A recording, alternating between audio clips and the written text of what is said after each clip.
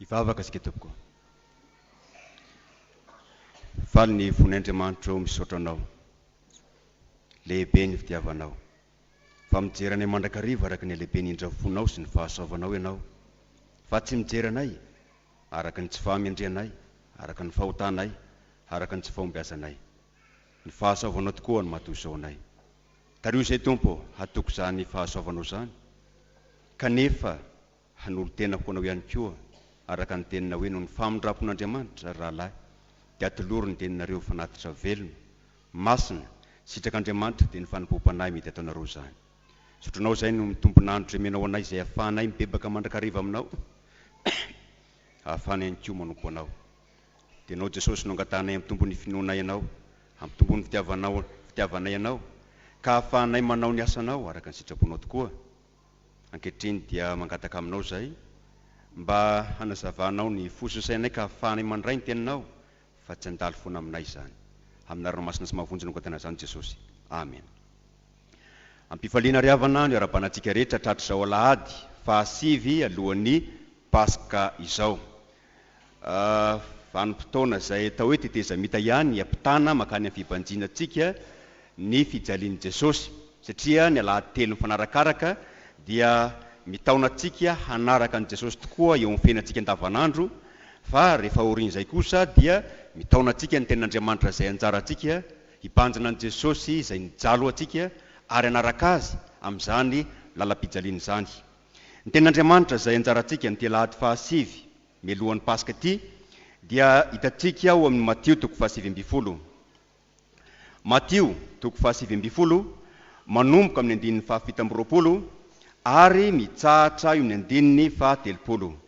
Matio 7:20 andininy 7:20 ka hatramin'ny 7:30 mivaky toy izao amin'ny anaran'i Jesosy. Dia namaly Petera ka nanao tamin'ny Jesosy hoe, indro izahay, efa nahafoy ny zavatra rehetra ka nanaraka anao, koa inona ary no azonay? Fa hoy Jesosy taminy, lazaiko aminareo marina tokoa fa rehefa mby amin'ny fanavaozana ka hipetraka amin'ny seza fiandrianan'ny voninahiny zanak'olona, ianareo koa izay nanaraka ahy dia hipetraka amin'ny seza fiandrianana 12 ka hitsara ny firenen'i Israely 12. Ary izay rehetra efa nahafoy trano, na rahalahy, na nabavy, na ray, na reny, na zanaka, na tany, noho ny anarako, dia handray zatoko eny ka handova fiainana mandrakizay. Nefa maro izay voalohany no farany, ary izay farany no voalohany. Amen.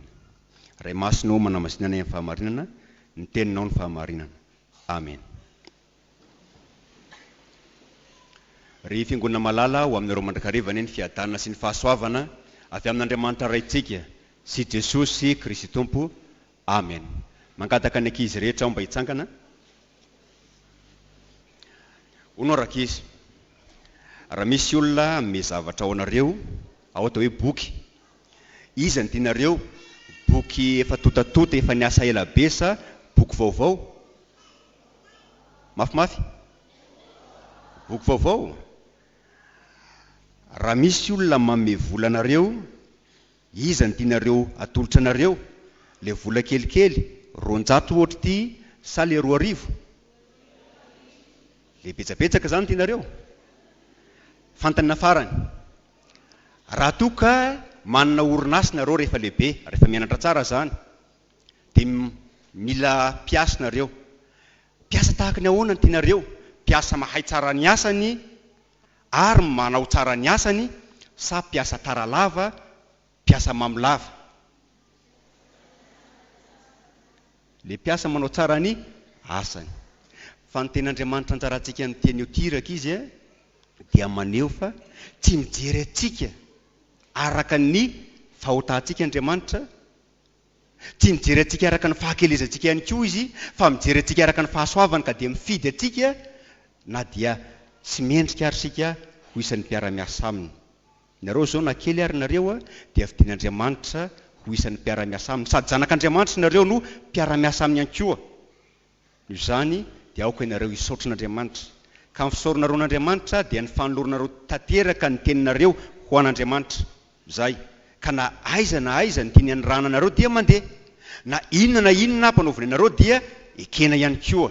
Satria tena tiatsika izy ary ny fahasoavany natonga azy ny fidy atsika. Anisan'ny misionareo zao na hoe asana ny ranan'Andriamanitra anareo ny hoe hitarika ny ankizy namanareo mba ho tonga kristianina. Anisan'ny iraka ihany koa mpanaovin'Andriamanitra anareo ny manaja tsara ny ray aman-dreny. Io zany aoka ianareo tsy salasala atoko izany fitiavan'Andriamanitra zany. Dia misy ten'Andriamanitra tiako ataonareo averinareo kely. Fa hoy Jehovah tamiko, aza manao hoe mbola zaza aho. Averiny kely zay. Averiny fandroany. Fa hoy Jehovah tamiko io, aza manao hoe mbola zaza aho. Fa andeha amin'izay rehetra ny rahako anao ianao. Ary zay rehetra ndidiko anao no ambaranao. Averina hatrany voalohany ary. Fa hoy Jehovah tamiko, aza manao hoe mbola zaza aho. Fa andeha amin'izay rehetra ny rahako anao ianao. Ary zay rehetra ndidiko anao no ambaranao. Tiaroe mba tonga avaty nareo isafidy amin'le boky sy le vola. Anankiroa voalohany ihany. Alaivo daholo rehefa tsisy aka. Iza nitese? Mbola misy? Iza nitese? Awara.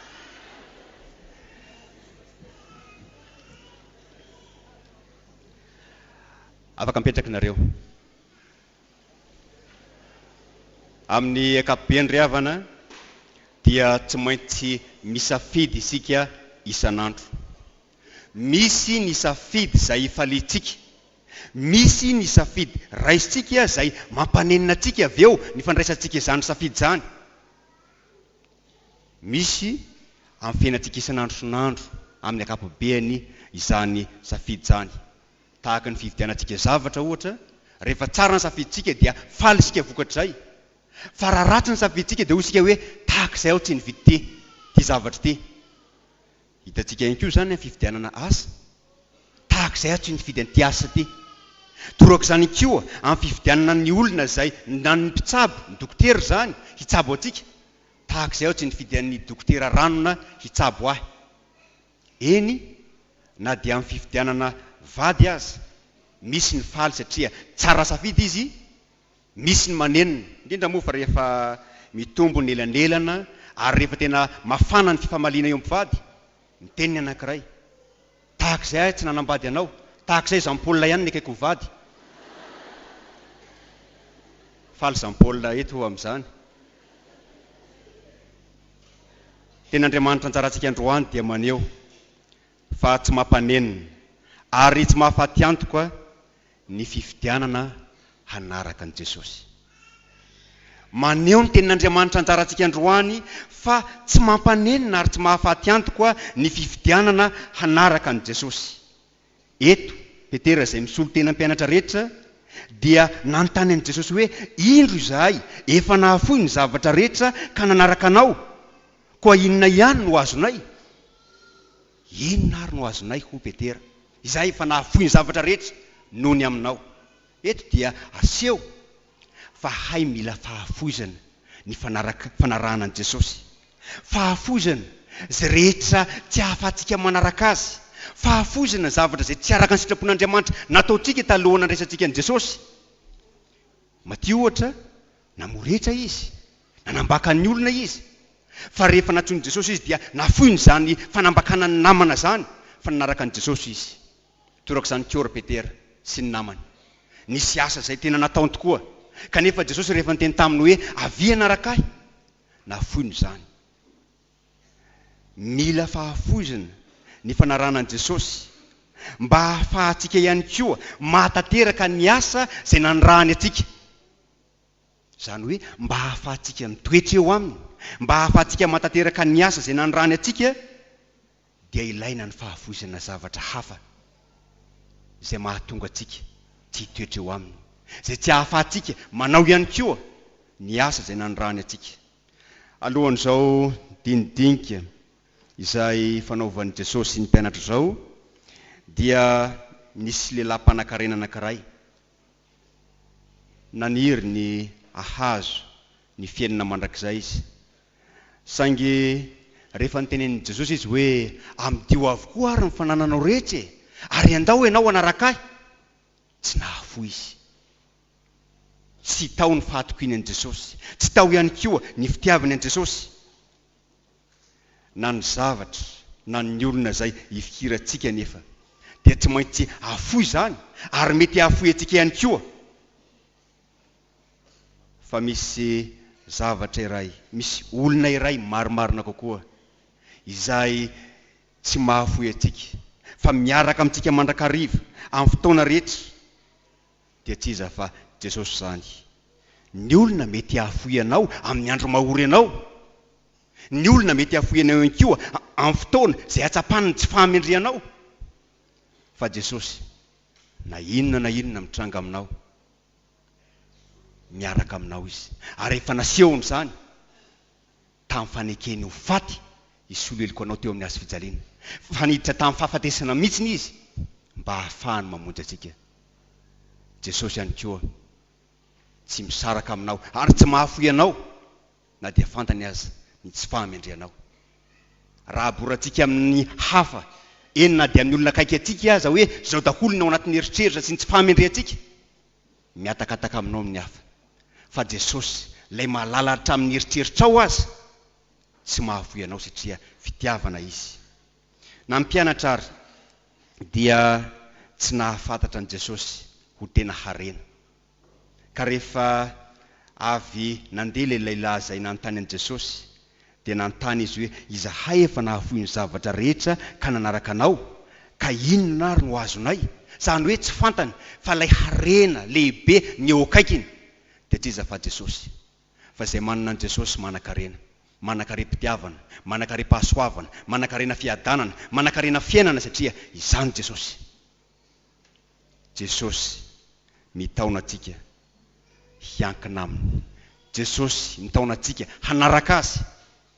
Ny olona zay mahatsapa fa eo amin'ny Jesosy misy fiainana, eo amin'ny Jesosy misy fitiavana, eo amin'ny Jesosy misy fiadanana, dia mahafoy ny zavatra rehetra. Ary Paoly apôstôly dia anisan'izany, ataoko taimboraka avokoa ny zavatra rehetra ozy noho ny amin'ny Jesosy. Inona ny vokatr'izany? Rehefa tonga amin'ny fotoana izay ialany, dia indro fa notolorana ho azy ny satroboninahitry ny fiainana, ny satroboninahitry ny fahamarinana. Eto Jesosy rehefa namaly ny fanontanian'i Petera, dia tsy ny zavatra zay atolotra nambaran'i Jesosy, fa ny toerana zay ametrahan'Andriamanitra ho an'ireo zay manaraka an' Jesosy tokoa. Petera nihevitra hoe misy zavatra lehibe zay ho raisiny, fa tsy ilay zavatra lehibe ho raisiny no nambaran'i Jesosy voalohany, fa ny toerana zay ametrahan'Andriamanitra azy ireo. Ka hoy Jesosy taminy, lazaiko aminareo marina tokoa fa rehefa mby amin'ny fanavaozana ka hipetraka amin'ny seza fiandrianan'ny voninahiny zanak'olona, ianareo koa zay nanaraka ahy dia hipetraka amin'ny seza fiandrianana 12. Inona ny zava-dehibe mihoatra noho hoe hiara hipetraka eo amin'ny seza fiandrianan'i Jesosy? Ary ankehitriny dia efa salorana sahady izany tsika tamin'ny fotoana izay nandraisany atsika ho zanak'Andriamanitra, satria tonga mpiara-mandova amin'ny sahady isika, tonga mpiray voninahitra amin'ny Jesosy sahady isika. Fa inona tokoa moa ny soa azo raha toka atolotra ny mpianatra ny zava-tsy ho an-tany zay mety ho afoy ihany, kanefa ho lavitra an'Andriamanitra izy? Azotsika alaina saira-tsaina hoe misy olona anankiray mangetaeta mba ahazo arena be, dia mena azy le arena be kanefa toka monina any amin'ny efitra izy na ny anaty ala ihany koa. Tamin'izay mbola kely, ary noko fa misy amintsika maro eto no mahafantatra ny tantaran'ny Tarzan, mitsiritra sambatra Tarzan, matanjaka sy ny karazany. Fa rehefa tena dinihana, ay ny olona mitoka monina rirena anaty ala any, tsy mananamana, mampalahelo indrindra izy. Ary torako izany koa, raha toka misy vehivavy anankiray ampakariny lehilahy anankiray ho vady, lehilahy manan-karena, manana zavatra rehetra, kanefa rehefa tonga anatin'ny fiaina tokantrano, mijaly le vehivavy satria tsy manam-pitiavana le lehilahy, manitsakitsaka azy, tsy manome vola azy. Inona ny soa azony avy amin'izany? Ary io nambaran'i Jesosy hoe inona moa ny soa azon'ny olona? Na azony azy rehetra zao kanefa ho very ny aina. Jesosy mitaona antsika amin'teny io ty hanaraka azy satria izy no tena harena. Harena izay manome fifaliana ho antsika. Harena izay manome antsika ihany koa fiadanana. Harena manome antsika fiainana mandrakizay. Jesosy mitaona antsika hahafantatra ny toerana izay nametrahan'Andriamanitra antsika dia tsinona fa ny mahazanak'Andriamanitra antsika. Manome antsika fifaliana izany, kanefa manome antsika fanantenana ihany koa. Satria misy fotoana andalovantsika fotoan-tsarotra, kanefa ny olona izay mahafantatra fa Andriamanitra no ray, miay azy amin'ny fiainana ankehitriny, ary mbola manome azy ihany koa ny seza fiandrianana, dia tsinona fa ny fahasambarana mandrakizay, afaka miatrika ampinoana sy ampifaliana ny zavatsarotra rehetra izy. Fa mila fitandremana ny teny eto. Ny fitandremana dia ny fiheverana fa ny asa izay ataontsika no ahafahantsika mandova ny fanjakan'ny lanitra. Mila fitandremana ny teny eto. Tsy ny asa izay ataontsika no ahafahantsika mandova ny fiainana mandrakizay, fa ny finoantsika an' Jesosy. Fa raha toa ka ny asa izay ataontsika no ahafahantsika mandova ny fiainana mandrakizay, tsy ilaina ny fahatongavan'i Jesosy nofo, tsy ilaina ny fahafatesany teo amin'ny atsy-fijaliana. Fa Andriamanitra fotsiny ny teny hoe miasa mafy ianareo dia hovonjena. Fa tsy zany, fa tao amin'Andriamanitra sika hino an' Jesosy, ary ny finoantsika an' Jesosy mahatonga antsika manao ny asany araka ny teny hoe izay mino ahy ny asa ataoko no ataony ihany koa. Ny olona izay mino an' Jesosy, ny olona izay tia an' Jesosy, izy no manao ny asan'Andriamanitra, ary zany asa zany dia akasitra an'Andriamanitra. Haitsika tsara anie, fa misy tsy kristianina manao asa soetsy roa, saingy asa foana zany, tsy azahoana fankasitrahana avy amin'Andriamanitra zany. Ary io nambaran'i Paoly apôstôly tamin'ny epistily izay nivakiana tamintsika teo, ka ilazany hoe nefa aoka ny olona rehetra hitandrina izay rafiny eo amboniny, fa tsy misy mahay manao fanorenana hafa afa-tsy izay natao dia Jesosy Kristy. Ampandalovina ny hafa avokoa ny asan'ny olona rehetra, hoy Paoly apôstôly. Izany hoe hojerena hoe vokatry ny finoanao an' Jesosy ve, vokatry ny fitiavanao an' Jesosy ve mahatonga anao manao ny asa, sa antony hafa? Sao dia fitadiavana voninahitra, sao dia fisesehoana, sao dia fitadiavana tombotsoa an-tena ihany koa. Fa raha izany very maina zany. Ho faty antoka isika raha manao zany. Fa hoy kosa ny tenin'Andriamanitra izay vakiana tamintsika teo, raha maharitra ny asan'ny olona izay narafiny teo amboniny dia ny ray valim-pitia izy. Raha ho levon'ny afo ny asan'ny olona dia ho faty antoka izy, fa ny tenany kosa dia ho vonjena, nefa toy ny avy amin'ny afo ihany izy.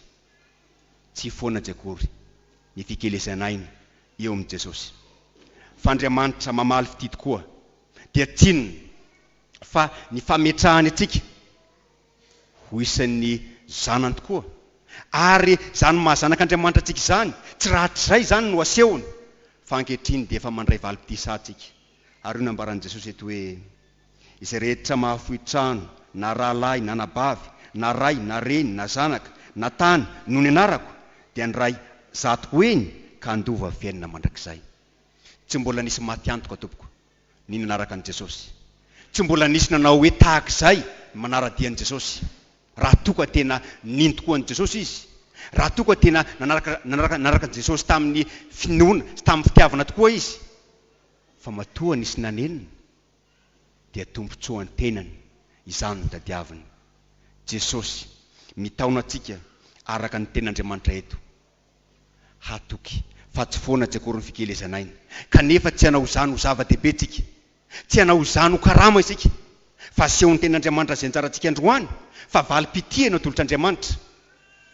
Valim-pitia ho an'ny olona izay nahafoy ny zavatra rehetra noho ny amin'ny Jesosy. Haitsika tsara fa maro ny olona izay mahafoy zavatra maro ny amin'ny Jesosy. Mahafoy fotoana ny sasany, mahafoy vola ny sasany, mahafoy ny heriny ny sasany, mahafoy ny fahaizana ny sasany, mahafoy ny fianakaviana ny sasany, kanefa tsy foana tsy akory endretreny, fa mahazo zato eny izy. Izay mivady sy ny mpanompon'Andriamanitra maro dia efa nahatsapy zany. fony izahay nakany fitandremana voalohany izay niasana toerana tena lavitra ny Tsoromandidy, lavidavitra ny Tsoromandidy le izy, ary ny fitandremana, ny trano fitandremana marimarina kokoa izay nisy anay dia somary miataka ny tanàna, zany hoe ny tsisiny zany, ka tsy ny tanàna no hita avy eo am-baravarakely fa ny tendrombohitra mangadiady no hita eo. Dia ramatoa moa taty aoriana vao nitantara le izy tamiko hoe fony izahay vao tonga tao anatin'ny 3 andro izy dia nihevitra ny tenany hoe very zay Jesosy nahoana zay no alefanao aty. Ilana tsiny amin'ny ramatoa moa fa tsy dia tiany loatra ny tantara eto, fa vadin'izy indray moa ny tantaraiko eto fa tsy ny vadiko. Kanefa ny zavatra nitranga dia zao, rehefa nitombo ny fotoana, rehefa nandeha ny fotoana, nitombo ny fankatiavana, ary natsapa zay hoe tsy irery zay fa fianakaviana, tonga fianakaviana avokoa ny olona tao, ka na tany Ampatotrano, na tany Sonafindra, na tany Ambohibao, Andranomasy Mandrakariva no isarahana, satria tonga manana fianakaviana maro zay, na dia nafoy ny fianakaviana azy. Ary ito Ambatovinaky ihany koa toraka izany, na dia nafapana aza ny fitsinananay teto tamin'ny 2024 tonga fianakaviana ny kristianina ankehitriny. Hany ka rehefa tonga any Birao any mahafantatra ny pastora ny mpiasa Birao, salama pastora, mandroso inona natao anao? Dia sady faly pastora mizesta kely amin'izay, satria nahazo fianakaviana, nahazo fianakaviana ao amin'i Jesosy. Na dia teo aza ny fahafoizana zavatra hafa onerin'Andriamanitra avy zatoeny zany. Saingy mila fitandremana antsika mba tsy ho tratry ny fitiavana ny zavatry n'izao tontolo izao, ka hoe mba azahoako trano 100 ary andeha afoiko ny tranoko anankiray, mba azahoako namana maro ary aoka afoko ny namako anankiray. Eto moa dia soa ihany fa ery ambany ery le hoe ampio hoe navady, fa sao dia sanatria izy hoe afoy ny vadiny anankiray mba azo vady 100. Tsy izay ny tiany Jesosy ambara eto, fa ny tiany ambara dia zao, ianao zay mahafoy ny zavatra rehetra, na ray zany, na fianakaviana zany, na tany zany, noho ny amin'i Jesosy, mahazo avy zatoeny ianao. Ary moa tsy misy ve zany amin'ny fandavantsika ny zavatra zay tsy araka ny sitrapon'Andriamanitra? Fomban-drazana ohatra, ho avy zao ny ririnina, dia ho avy indray raha malagasy ny fanompo-tsapiny, fa hanompo ny razana izy, hangatapitahina amin'ny razana izy, akany amin'ny tatarabe izy, akany am-pimasy izy. Ary ny zavatra mampalahelo dia misy ny kristianina mbola manao izany. Famadihana tompoko, tsy araka ny sitrapon'Andriamanitra, ny milalao faty, ny manompo ny razana tsy araka ny sitrapon'Andriamanitra, tena fanompo-tsapy zany. Engane, ary mino aho fa tsy misy kristianina eto Ambatovinaky hanompo sampy ka handray anjara amin'ny resaka famadihana. Fa misy kristianina rehefa tsy manaiky anao zany izy dia hoy ny fianakaviana hoe miala tsiny aminao rahalahy, miala tsiny aminao ranabavy, fa rehefa tsy handray anjara ianao amin'ny famadihana dia tsy afaka mandray anjara milova ianao. Kanefa inona ny soa azony avy eo? Hoy ny lehilahy anankiray izay niondrika teo avelan'ny tanàna rehefa nanatona azy ny ray aman-dreny pastora, inona mampiondrika anao eto tompoko? Malahelo aho tompoko fa noho izaho tsy manaiky hamatika intsony, dia afoy ny fianakaviana aho ary tsy afaka mandova hono. Kanefa ny saorako an'Andriamanitra dia manana lova tsara indrindra aho, dia tsy inona fa ny fiainana mandrakizay zany. Ny olona izay mahafoy ny zavatra rehetra noho ny amin'i Jesosy dia handray avy zatoeny izy eto, ary io ihany koa ny fandovany ny fiainana mandrakizay. Saingy araka nambara teo dia mila fitandremana sika, sao dia ny asantsika no iankinantsika fa tsy ny fahasoavan'Andriamanitra. Ary io mahatonga ny Jesosy milaza eto hoe nefa maro zay voalohany no farany, ary zay farany no voalohany. Mila fitandremana. Sao anao mieritreritra hoe izaho mba nirotsaka ihany ho mpianatra tsikololady, izaho nirotsaka ho komity, izaho nirotsaka ho diakona, izaho nirotsaka ihany koa ho mpianatra, izaho nirotsaka ho pastora, dia izany no azahoako ny fiainana mandrakizay. Ny finoanao an'i Jesosy, ny fatokianao azy, ny fibebanao amin'ny fahotanao, ny fatokianao ny fahasoavan'Andriamanitra, izany no ahafahanao mandova ny fiainana mandrakizay. Ny tenin'Andriamanitra anjarantsika amin'ny teny ity ry havana dia amitaona antsika hahafoy ny zavatra rehetra zay tsy ahafahantsika manome voninahitra an'Andriamanitra, dia tsy inona fa ny otantsika izany, dia tsy inona fa ny tsy finoantsika izany. Ary hahafoy ny zavatra rehetra ihany koa zay tsy ahafahantsika manao ny asan'Andriamanitra na inona zany. Tsarovy fa Jesosy efa nahafoy ny zavatra rehetra noho ny aminao. Inona no afoinao aminy? Inona no afoinao ho azy? Io no hitantsika ao amin'ny firana 10 izay rahantsika mandrakariva rehefa fandraisana hoe nomeko anao ny rako masina navitra anao izay tsy marina, ka dia mba inona izao no ahy taminao. Nafoiko anao ny zavatsoa be, mba hanatonanao ny raiko lehibe, ka dia inona izao no ahy taminao. Izao tomponao ny jaly mafy re hanafaka anao mpanota lehibe, ka dia mba inona izao no ahy taminao. Manontany anao Jesosy amin'ny teny io ty. Sao dia zavatra mandalo, sao dia zavatra miserana no atakalinao an Jesosy. Fa amin'ny teny io ty Jesosy dia mampahafantatra anao fa raha toa ianao ka mahafoy ny zavatra rehetra noho ny aminy, noho ny fanompona azy, tsy foana zany, fa hiaraka manamboninahitra aminy ianao, iray seza aminy ianao, ary ankehitriny ianao dia androtsahany sahady ny fitahiny, ka sehony aminao fa izy ny loran'ny fitahiny, ary ny fitahina sarobidy indrindra izay atolo Jesosy ianao dia tsinona fa ny fiainana mandrakizay. Dia voninahitra ny Nandriamanitra raisina karifanahy masina zay azy hatramin'ny taloha indrindra ka ho azy mandrakizay. Amen. Raisy ny fitahina. Ny fitiavan'Andriamanitra ray, ny fahasoavan'i Jesosy Kristy Tompo, ary ny firaisana fanahy masina ho amin'ny rehetra hatramin'izao mandrakizay. Amen.